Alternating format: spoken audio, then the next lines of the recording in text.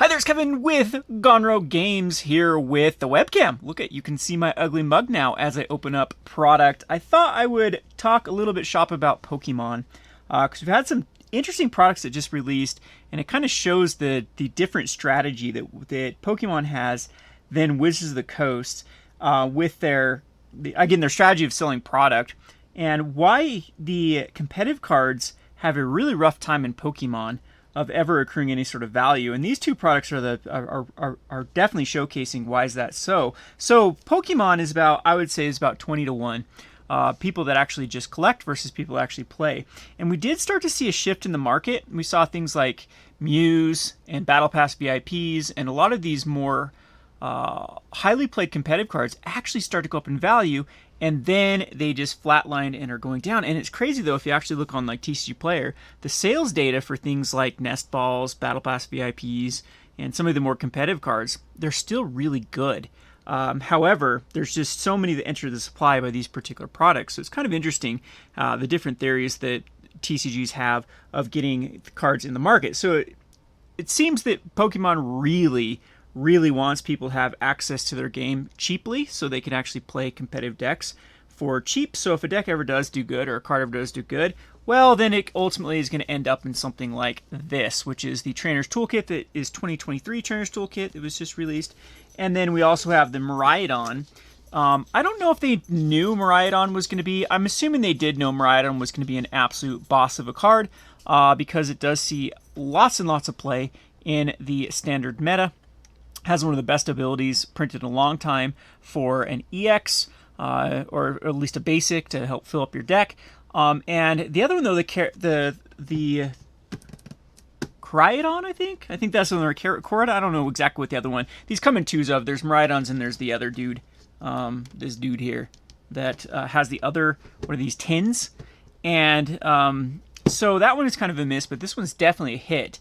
And that's why those Miraidons from Silver Tempest, or not Silver Tempest, from Scarlet and Violet, have a incredibly. I was always wondering why they're $2 because they saw 4 of plays all over the place in what is considered like a tier 2 deck with this Miraidon. It's not just a tier 2. It's like it's one of those decks that might not be one of the better decks or the best decks, but it's definitely one of the better decks, and it's very popular to play. So I'd say there's a lot of Miraidon players, as there is other of the main decks like Muse or Lost Boxes or even Gardevoirs. If you're just going to any local scene, you're going to run into this deck like crazy because people are fans of the electric type and some of the cards that were used in this. And then of course Arceus has been a staple for a long time.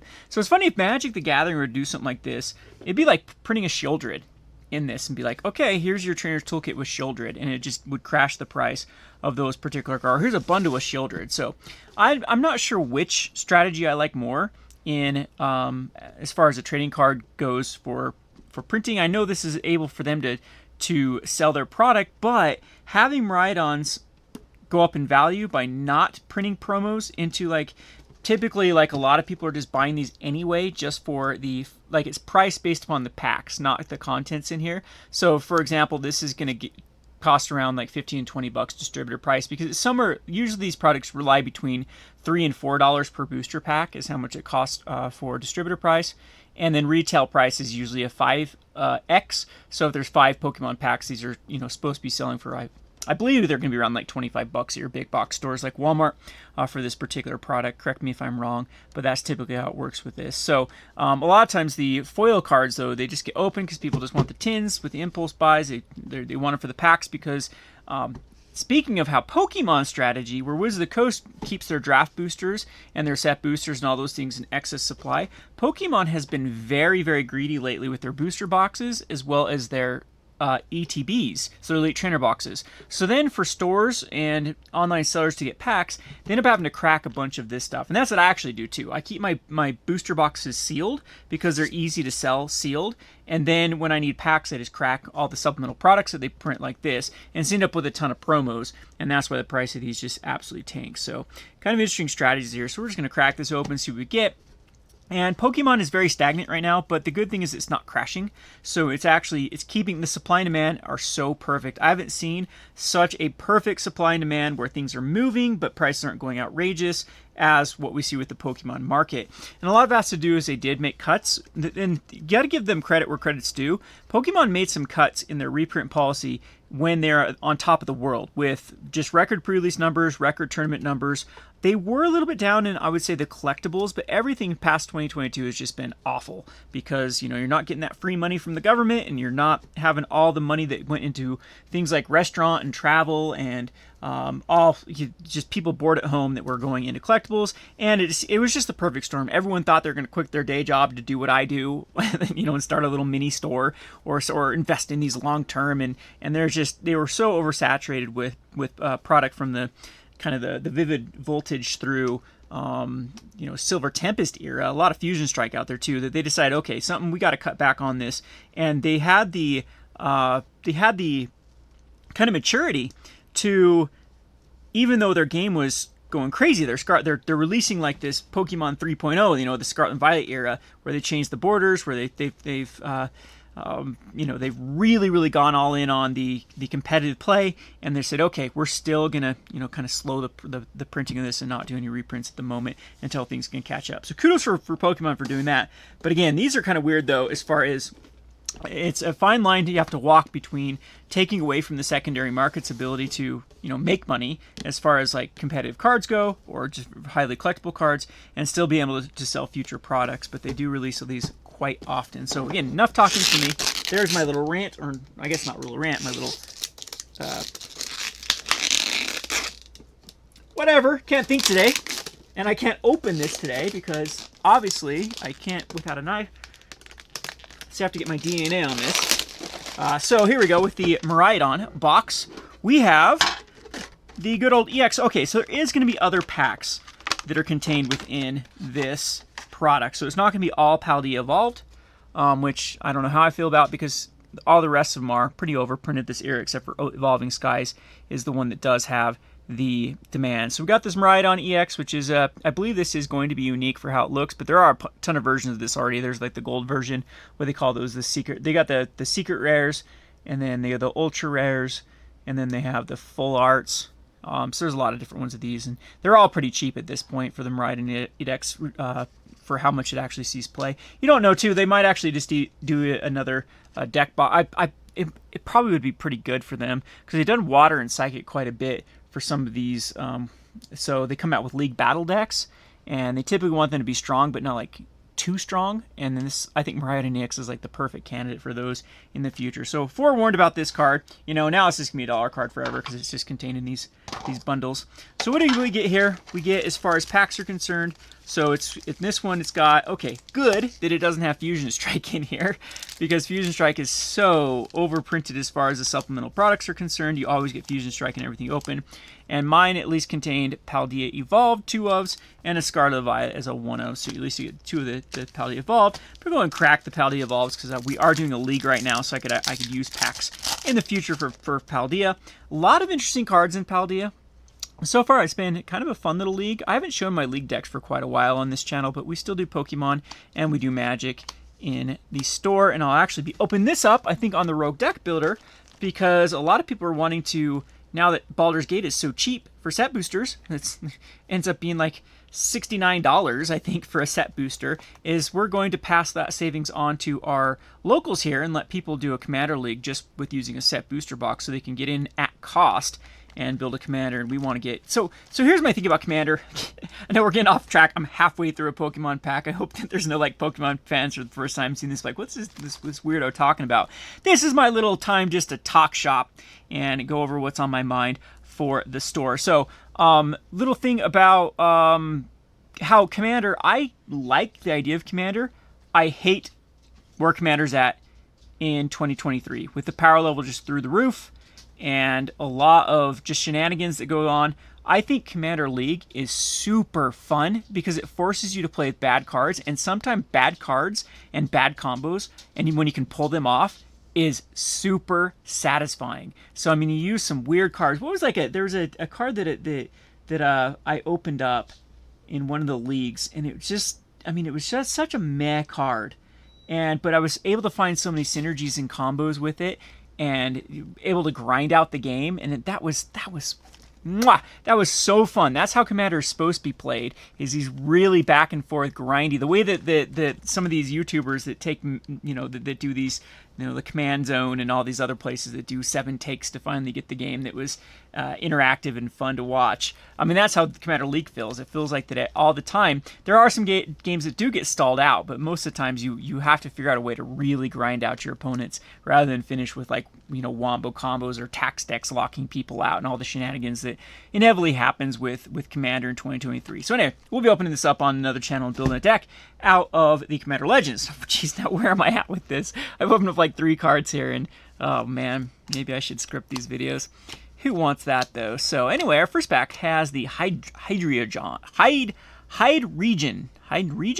Okay, yeah, that's a pretty cool card if you can get it evolved. I actually want to try this one out in a Darkrai deck because it seems pretty good.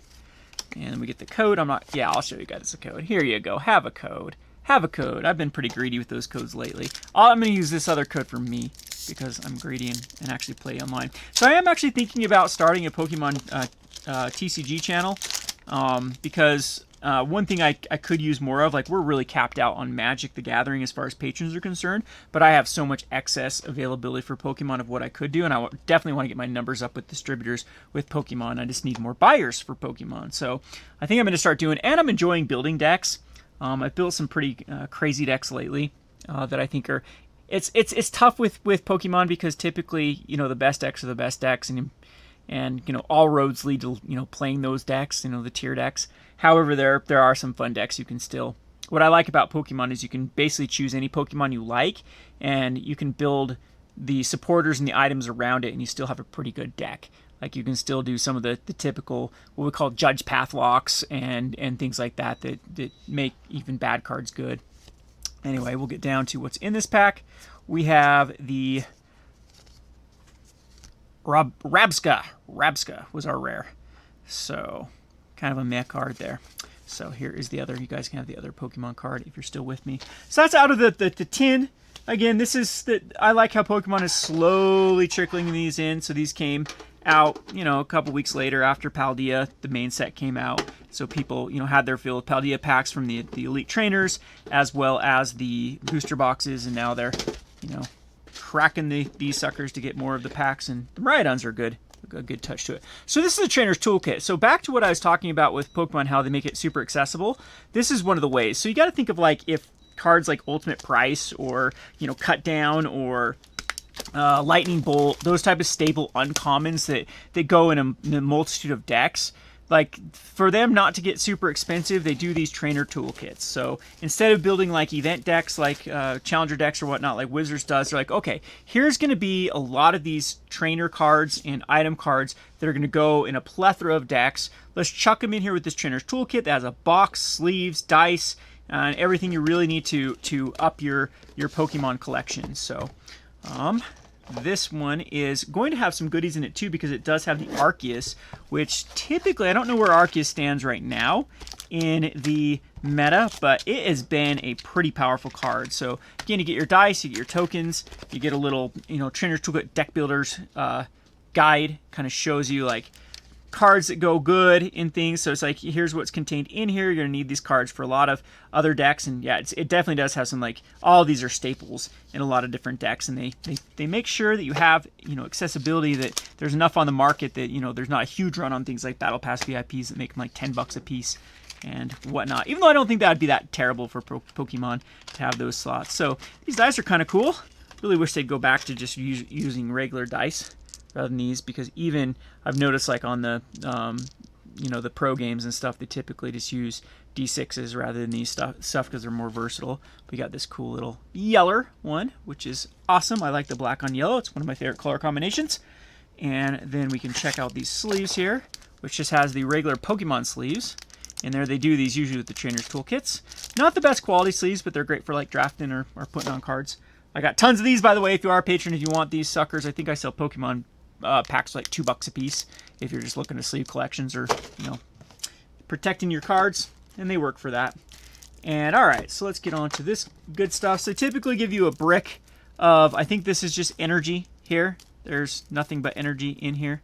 We'll just double check because pretty sure it's just a brick of energy. There was one point in time, by the way, I remember when Pokemon Energy, when they didn't have a lot of these supplemental products, where energy would be worth 10 cents a piece. And there were actually a lot of stores that would buy list energy because it was so hard to come by energy for just getting one per pack. You'd think that one per pack would find you plenty, but actually, it's not. In the scope of things, when you need 15 per deck, that can run out pretty quick. So this is going to be, just all of the energy, the gray-colored energy. A lot of people do not like the change from the yellow Pokemon cards to gray ones, but there you have it. And then we have this sucker, which is cool because I think this is the first time they've actually put a V-Star in one of these trainers' toolkits. Typically, they've been putting, what was last year? It was Luminion, I believe, and the year before that was Crobat. And Luminion and Crobat were kind of cool because they were like Pokemon that were more like a supporter. You didn't ever finish the game with them. There's just lots of decks that actually, played them. So this one they're giving Arceus, which kind of fills that same role because Arceus enables a lot of other cards. But it's what's cool about Arceus is it's good by itself. And I hope there's not too much glare there. It's hard to tell on my camera if you can actually read that card or if it's getting too much glare here. So again, this has been an archetype. The Arceus has been in the meta since it's been printed. It's got very powerful abilities with the Starbirth, being able to search for 2 cards with that V-Star ability, and the Trini Nova just does a lot of damage. Plus, it starts to buff up your bench Pokemon. So Arceus is a super popular card. So we get 2 Ultra Balls, 2 Switches, 2 Rare Candies. Again, all those are very staple in the format. 4 Professor's Research, because they can't help but put, a billion Professor's Research and everything. I wish they would have done the opposite and gave more Ultra Balls or Switches. And then we got the Pokegear is okay. Pokegear's 3.0. It's played in various decks at the moment. Palpad is definitely played in certain Lost Box decks for sure, as well as there's some mill decks that actually run, and some fog, basically like fog type decks that actually do run Palpads. To lock out your opponent, we have 2 Nest Balls. Too bad. I still need tons of these Nest Balls. Like, every deck runs 4. We got the Jocks, which certain decks do run. The Electric Generators, which that Miraidon deck absolutely does run. Kind of funny that they're in these ones. Beach Court, which has become a staple. Arvin, which is alright. And then they have, this is interesting, they've gone back and printed some yellow bordered cards from some of the F sets, I guess. So you get Thorntons, the Lost Vacuums, which are good in a lot of decks. The Mew runs them. Trekking Shoes, which go in a ton of them. Double Turbo Energies, Roxanne. These are all staples. Roseanne's backup. Wow, this was an expensive card at one point. So Irida, which was a rare supporter. This ended up being, so this is I think there's a lot of these in the Palkia decks as well. The Heavy Balls, usually typically like most decks run one of these. Gusty Pickaxes, that card doesn't see play at the moment, but just needs some good fighting decks. Magma Basins, Gardenia's Vigor. Gloria, the Dark Patches, my favorite card in Pokemon at the moment. Whole reason to run Dark, love this card. See if there's Ambitions, the Cares, and of course the Boss's Orders contained in here. So these are a great way if you have not stepped your foot into Pokemon to get, this trainer could really good to get going with just the value of cards that you get in here. Of course, you probably could buy these all separate. Most of these are like 10 cents a piece if you're going to go on TCG Player. Some can be more like the Airdra, but they should go down in value now from these. But you do get the Arceus V-Star and the Arceus, which were expensive. They have had like the premium figure collection that was printed. No, was that an Arceus or was that yeah, it was. I believe it was. So this is the second time it's been printed in a supplemental product. Again, for my earlier conversation about Magic versus Pokemon, that's kind of their strategy of doing so. So you get the in the Cherish Cool Kits, at least the ones I got out of this one because it can be random. 2 Paldeas and the Scarlet and Violet and Silver Tempest. Again, might as well open these Paldeas because I will use them for the League. So how we do League here at Gone Rogue Games, if you have never seen our League videos, is every time you lose, you're able to purchase a pack to make your deck better. And every week, you can also get another pack. So let's get down to the good stuff here. And Tyranitar. I actually need more of these Puppetars to actually evolve into them, but I have not even opened up a Puppetar. So one of the tough things about this Paldea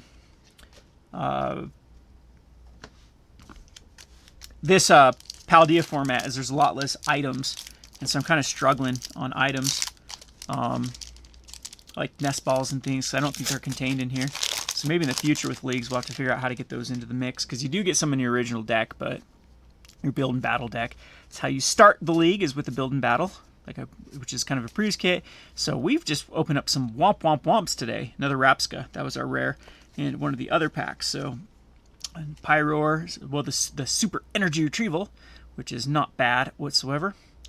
Kind of cool card, but other than that, it's kind of meh in here. So Womp Womp of packs. And that's all she wrote for this video. I'll try to do kind of these update videos when I have a topic I can talk about. We'll have some Lord of the Rings coming in Monday or Tuesday that will open up. I'm not sure what channel that will be on. But as always, thanks for sticking around, and thanks for being patrons or viewers of the YouTube channel. If you're interested in joining our Patreon and getting in on the action for cheap prices, I should have told you what the prices are on these suckers. Again, I'm not quite sure how much these cost. I want to say around 14 or something for the Trainer's Toolkits. You can go ahead and check out my Patreon at patreon.com/roguedeckbuilder. I love to save everyone money on their TCG needs, whether it be accessories, Magic, Pokemon. You can even get, other stuff, other TCGs, plenty of stuff. Go and check that out. Thanks for watching.